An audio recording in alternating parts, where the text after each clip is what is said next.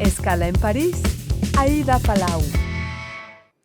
Bienvenidos a todos a este programa de Radio Francia Internacional y France 24. Pasó casi 5 meses encarcelado en Venezuela. Instalado en Colombia desde hacía años, se trasladó a Paraguachón, en la frontera con Venezuela, para renovar su visado en junio de 2025. Y ahí, al cruzar del lado venezolano, se perdió su pista.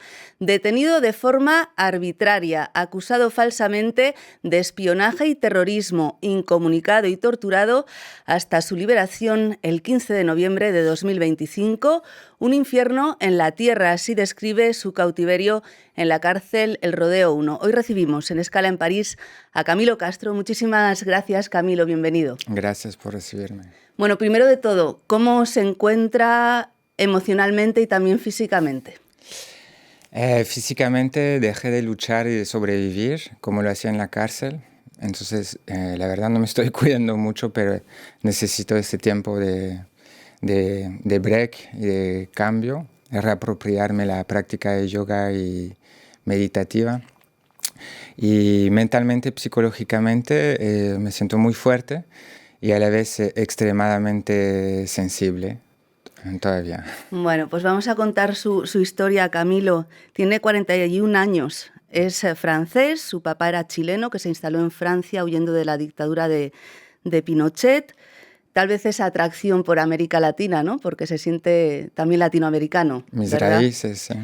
Entonces, se trasladó a México, donde vivió más o menos del 2010 al 2016, y luego se asentó en Colombia, donde decidió un proyecto de vida, ¿no?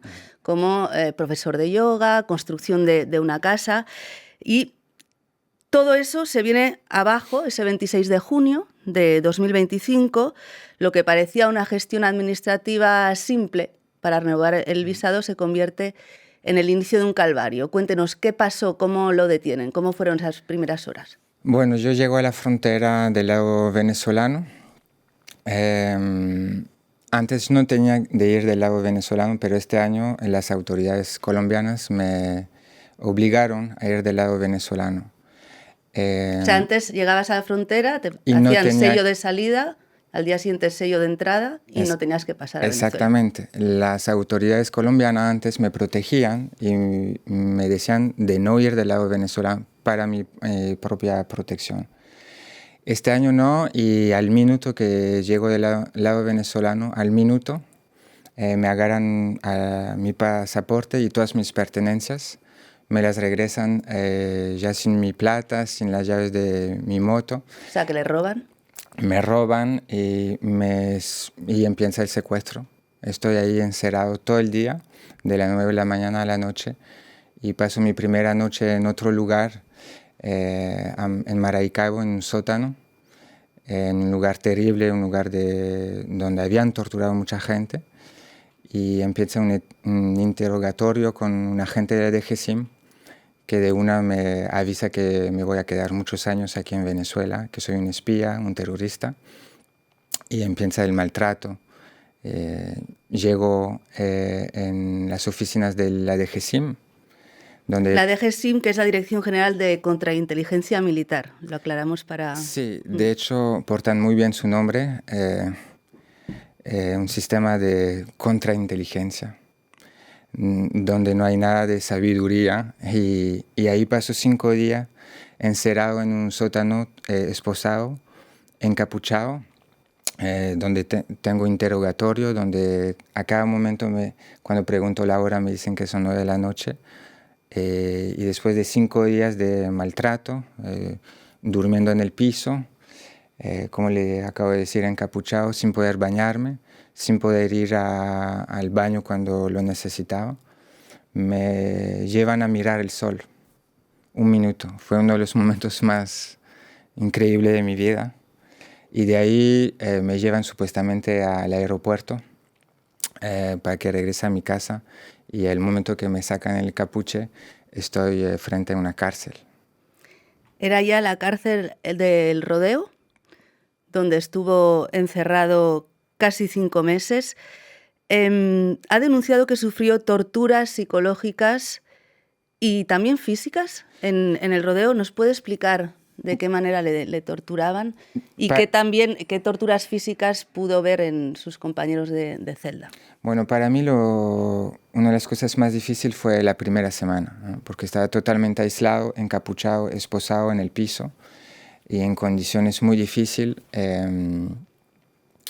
Para mí fue una de las cosas más difíciles. Después en el Rodeo 1, al principio, cuando yo llego, las primeras horas, para mí es una liberación, porque veo luz, porque veo rostros, veo sonrisas y me explican los compañeros que ya están ahí desde meses lo que les tardó a ellos entender.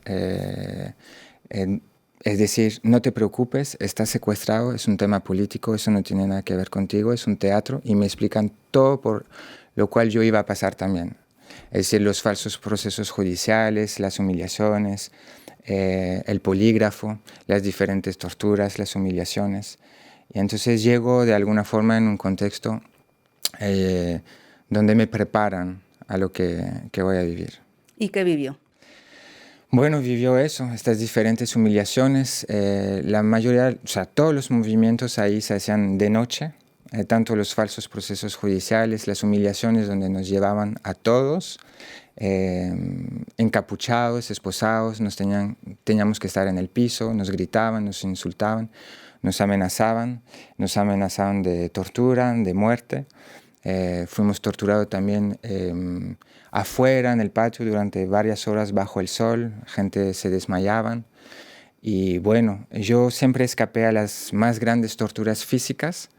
Obviamente tuve maltrato físico, pero comparado a otros fui, entre comillas, privilegiado. Y también porque después de una visita consular, después de casi 3 meses, yo denuncié muchísimas cosas y eso generó una gran tensión en la cárcel. Y de ahí nos los comunicaron directamente los custodios. Después de esa visita consular, tenemos ahora a ustedes los extranjeros tratarlos mejor. Porque si regresan las embajadas y que ustedes se quejan otra vez, eso no nos conviene a nosotros. Hay un caso que le impactó, que era un compañero de celda, que es Juan Farias. Cuéntenos.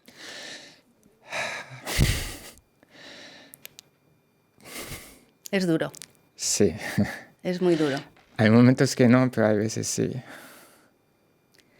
Juan Farias fue mi bienvenida al Rodeo 1.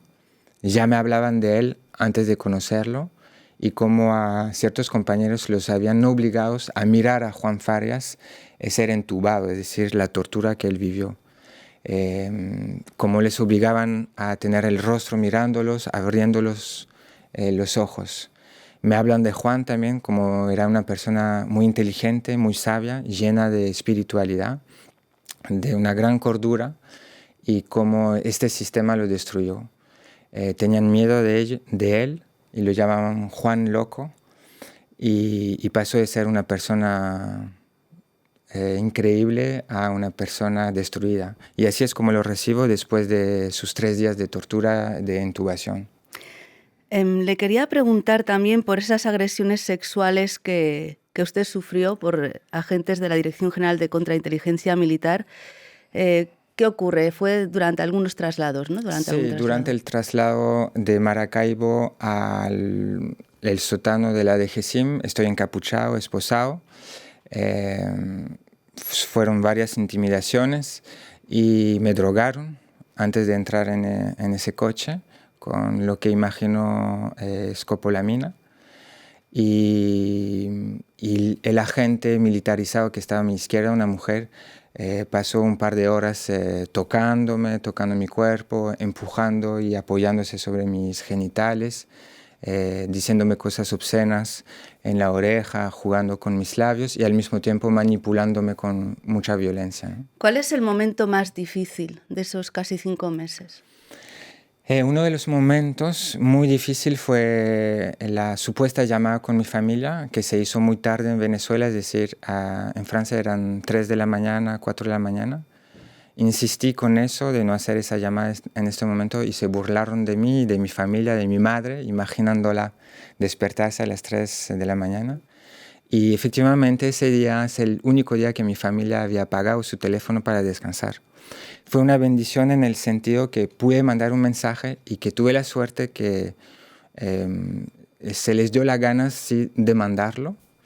Lo recibió, eso me enteré de eso mucho después, a mi liberación. Pero cuando salgo de ese intento de llamada, que fue para mí la única oportunidad de comunicar con el mundo exterior y de decir estoy vivo, no lo pude hacer directamente y regreso totalmente destruido en mi celda, llorando y pidiendo a Dios que ayude a América Latina. ¿Por qué tanto sufrimiento? Le quería preguntar qué sabe de su liberación, cómo se hizo, qué transacciones se hicieron, porque usted forma parte de lo que llamamos detenidos como moneda de cambio, ¿no? Entonces, ¿qué se sabe de esas transacciones? El mismo director nos avisó y nos dijo... ¿De la cárcel? Sí, de la cárcel, un hombre que torturaba también, que tenía el gusto de hacerlo, nos avisó en un momento y nos dijo, ustedes no se preocupen, ustedes van a salir de aquí, son nada más monedas de cambio. Lo supe por alguien que sabe de qué habla, que estuvo trabajando sobre mi caso y me confesaron que efectivamente Venezuela, o sea, su gobierno, esa dictadura, seguía con esa política de los otajes porque le sacaban un provecho. Es decir, estamos frente a una política de criminales que sacan un provecho que sea político, económico o otros con los rehenes extranjeros. Bueno, el 3 de enero Estados Unidos captura a Nicolás Maduro. Desde entonces, la presidenta encargada, Delcy Rodríguez, está anunciando muchas medidas, presionada por Washington, que tutela en realidad el país. Entre estas medidas está la liberación de decenas de presos políticos y también la amnistía. ¿Qué opinión le merecen estas medidas? Bueno, estamos frente a gente que desde decenas de años tratan de salvarse, de pintar una imagen de ellos como bonita y cool, pero sabemos que son gente que la base de su discurso es la mentira y la manipulación. Hoy en día intentan salvarse, vendieron a su amigo a Maduro, ahora intentan salvarse y sabemos que esa amnistía puede ser muy peligrosa, ¿no? Puede ser peligrosa en el sentido que si no hay una liberación de todos los presos políticos y de toda la gente que fueron perseguidos políticamente o víctima de detención arbitraria, no es una verdadera amnistía. Y esa amnistía, el miedo, como sabemos que esta gente siempre manipula y miente e intenta salvarse, es que se ha usado eso como un pretexto para una amnesia de crímenes de lesa de la humanidad y de falta hacia los derechos humanos. Es muy probable que usan eso simplemente para manipular y hacer una amnistía de ellos mismos. Es muy importante que para que haya un proceso de reconciliación, de paz en Venezuela, sean reconocidas las víctimas y que haya reparación. Lo primordial es la reparación de las víctimas y el reconocimiento de estos crímenes y de confrontar los responsables de estos crímenes. Justamente Camilo está trabajando con otros exprisioneros y la ONU para documentar esos crímenes. Cuéntenos, ¿qué están haciendo? Bueno, no es un trabajo fácil. No fácil porque en sí pasar 3, 5, 7 horas explicando con detalles las diferentes torturas y todo el proceso de injusticia, los falsos procesos judiciales, el teatro mismo de estos procesos judiciales, no es fácil en sí.